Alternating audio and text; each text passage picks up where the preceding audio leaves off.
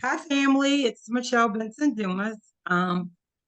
Those were a few things about me, but as you know, I'm also a member of this great community over at Gethsemane. I've been a member of Gethsemane for actually 23, a little over 23 years now, and been a part of the stewardship ministry for about 22 years. So I've worked in a lot of different capacities over at Gethsemane. But what I do love is working on stewardship and serving our community. So without any further ado, Ali, you want to start the presentation?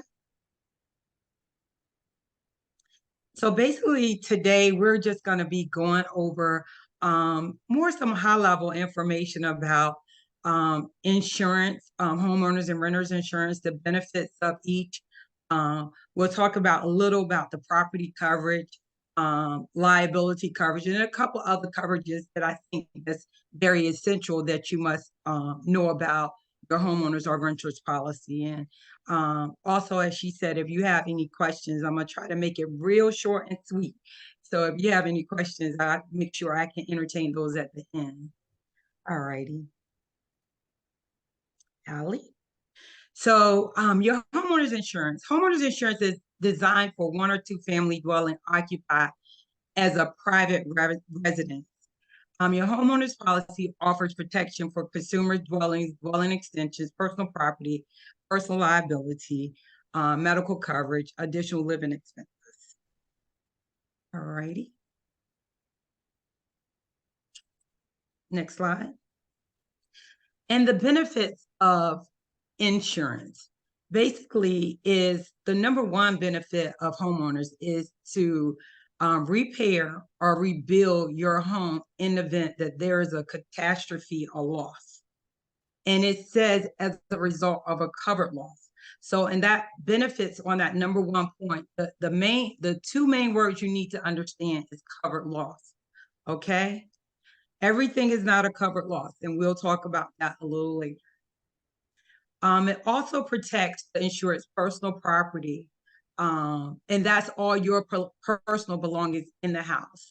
It also covers your guest property if you have guests come and that's living in the house at the time there's a catastrophe. And most importantly, too, it covers liability coverage. So it helps protect you in your finances against legal actions that can be taken against you. And we'll talk about some examples of those too. All right, Allie, next. So your main coverage in your homeowner's policy is basically your dwelling coverage. Your dwelling coverage is basically your home, the exterior of your home, and anything that's like detached from your home. You have a shed or anything detached from your home, but your dwelling coverage is basically the structure of your home. And then all your other coverages are a result, a percentage of what your dwelling coverage is. Okay. And then you have your personal property, and that's everything that belongs inside your home that you have to make sure you're properly protected. So I always tell clients, if you take your home, turn it upside down, when you flip it back up, everything that stays on the ground is considered personal property. Everything that remains in the home, attached to the home, is covered under your dwelling. So like your cabinets, your flooring, that doesn't fall out if you turn your property upside down. That's actually attached to your dwelling. But all your personal items, your clothing, your TVs, all of those things are considered your personal property, your furniture. And then you have loss of use. Most insurance companies cover loss of use. It says up to 12 months. So sometimes it's a month, 12 to 24 months, and then sometimes it's a dollar amount. But basically, your additional living costs, and some companies call it loss of use, is if you have a loss and your property is inhabitable, you cannot live within the home, that we will cover you up from 12 to 24 months, or it's a dollar amount until they're able to get you back into your home. So, for example, one time I had a client and she had a major loss at her home, and it basically will give you your basic living expenses. So, food, shelter, or clothing while you're away from your home. She actually did not want to stay in a hotel.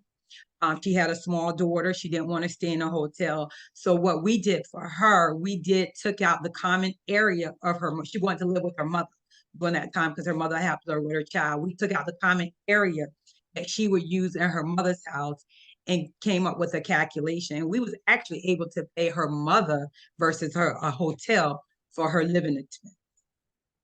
So that's something nice too. And I know a lot of people don't know, think you just got to stay in a hotel or something like that.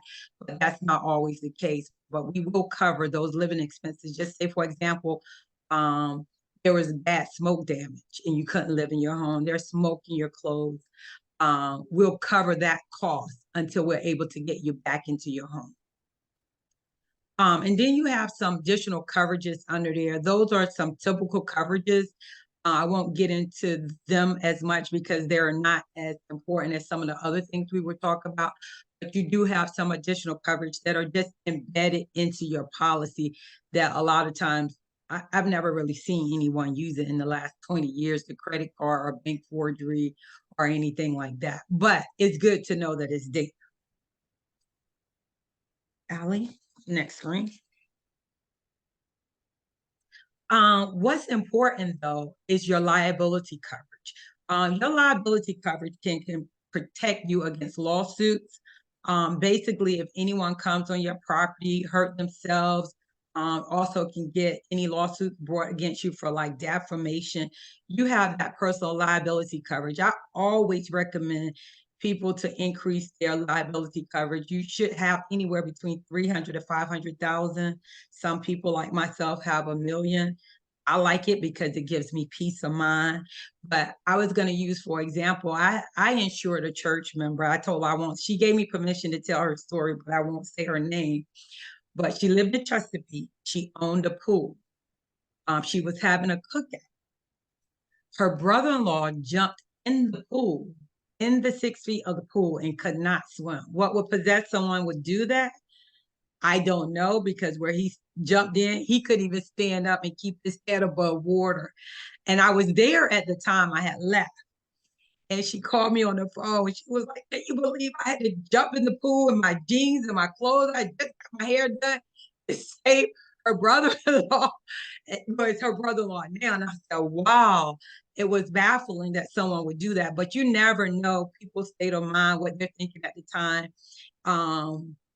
And things like that happen. So I always said, he might be your brother-in-law, but at the end of the day, if something happens to him, we never know what his family would do. They could create a lawsuit against her. But of course, I always make sure that anybody that have like recreational equipment, jet skis, boats, pools, your kids have trampolines, make sure that you have extensive liability coverage, because if somebody kid comes to your house jumping on your trampoline with your kid, miss the trampoline, hit the ground, hit the head, anything. We live in a suit society. So I can't say that people are going to come after you, but I'd rather be safe than sorry. And even myself, what was it? In 2021, someone came over my house, went down my deck, missed one step, hit the concrete, was out of work for 4 months, had to have major surgery, had to call the paramedics. So real life situations happen. So making sure you have sufficient liability coverage, and it's not a part of my presentation, but in addition to personal liability, we have what we call an umbrella policy that extends liability. So if your personal liability wasn't enough, it'll extend to your personal umbrella policy, which is very important. Anybody that has assets, anybody that have a retirement account, anybody that have roof for drivers in the house, I will always recommend a personal umbrella. So that's my spiel on liability coverage. And then you have medical payments. I always say medical payments on your policy, and that's a standard coverage also. It's like just minor first aid. Someone comes over the house, just say you're cooking on the grill, they cut their finger.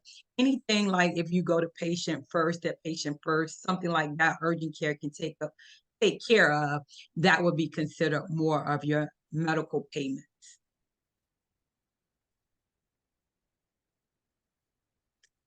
Just one thing before we move to the renter's insurance. One thing I want to tell you about your homeowner's policy is that a lot of people make a mistake and think that your homeowner's policy covers everything.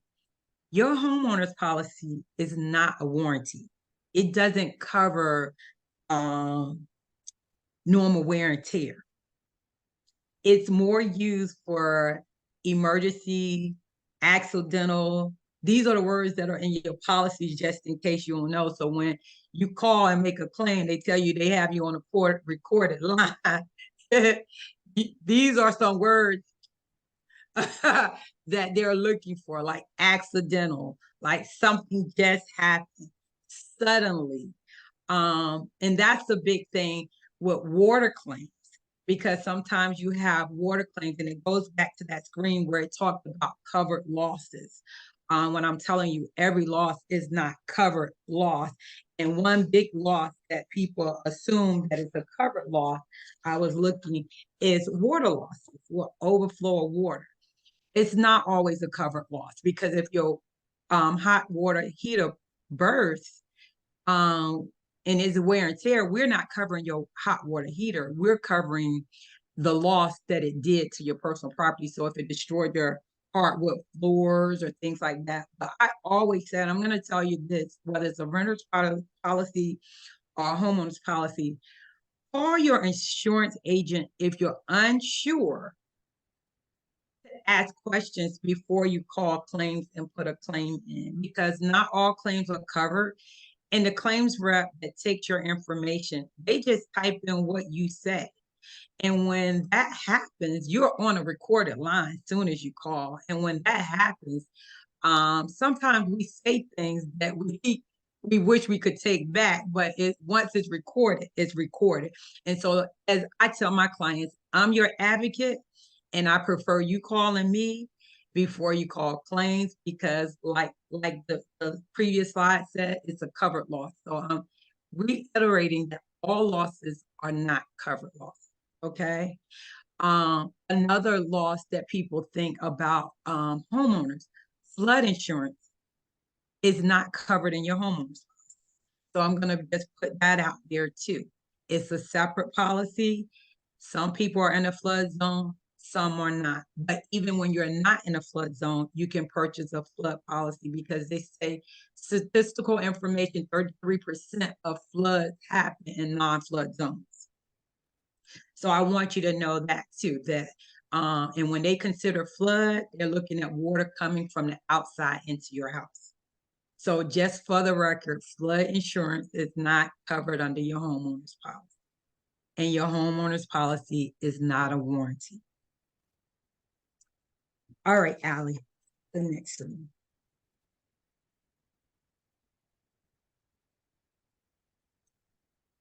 And renter's insurance. Renter's insurance is extremely, extremely important too. And renter's insurance is designed for anyone who rents a home that you do not own. I'm going to put it that way. Renter's insurance is very flexible. The major coverage in renters, it protects the liability, and it also covers medical coverage. Renter's insurance offers flexibility, so clients can select coverage and insurance amounts that suit their individual needs and situations. The next slide, Alan. Benefits of renter's insurance. Many people think or sometimes have the notion that their stuff is covered by their landlord policy, and it's not. It's your responsibility to protect your belongings. Most renter landlords are requiring their tenants to have renter's insurance. I would never allow anyone to move in a property of mine that does not have renter's insurance. One, renter's insurance is almost too inexpensive not to have. And I hear a lot of people say, oh, I don't have that much stuff, it doesn't matter. Well, it's going to matter when you have nothing, trust me. So it's very important that you have it, and it's too inexpensive for you not to have. And also your landlord policy does not cover your personal property. And your landlord is going to require you to have it because not only do he not want or she not want to cover your personal property, but they don't want to cover the risk that you may have at your home. So as a landlord, I don't know who you're inviting over your home. I don't know, I mean, your children's friends, they're inviting if you having sleepovers and kids are coming over and what's going on, or so to eliminate myself from your risk, you're required to have renter's insurance. Um, Another reason I want to say this too, when people have renter's insurance, you'll see a lot of times on the news when there's a fire and it says, oh, these families was displaced and the American Red Cross have to step in. But guess what?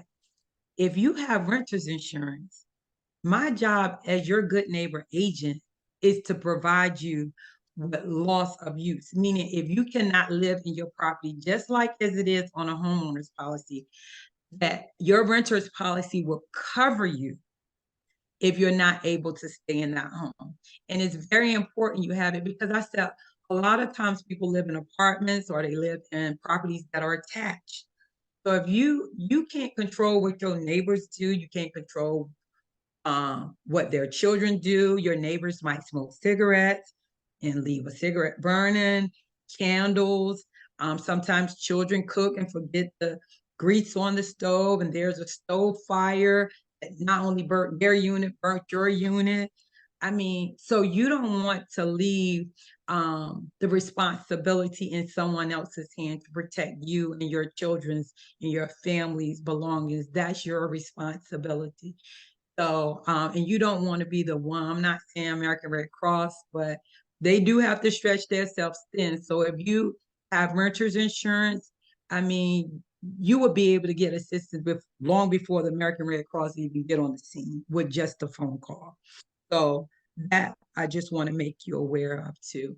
And you want to make sure you itemize and know what you have in your home and not overstay. I had a client one time tried to make a renter's claim and he claimed he had all these electrical iPads and um, jewelry and Jordans, and insurance have a special investigation unit. So when it comes to claims, they're now doing more due diligence than they've ever done before. I had a client in Richmond who wanted a new roof, and they had pictures from the street of his house before his claim of his roof.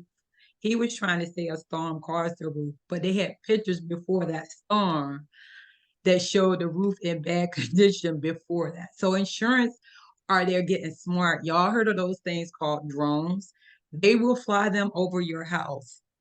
So those are the things that they're doing. So just making sure you have proper coverage to protect you in the event of a covered loss is very, very important. Allie, I think that was it. I think we just went over basically the basic coverage of the renter's policy is basically to protect your property, which all your personal belongings. Also, it gives you that liability coverage too, in the event that someone comes over your house and get injured while on the property or visiting you. Somebody, kids, you doing a sleepover again. Kids like to run around the house. Somebody slip down the stairs and break their leg. All of that would cover under your liability. And then I mentioned the loss of use that if there is a fire, vandalism, theft, you cannot live within your property. Your renter's policy also provides you shelter and personal necessities in the event that your property is inhabitable. So I believe that's all I had on home and renter's insurance. I think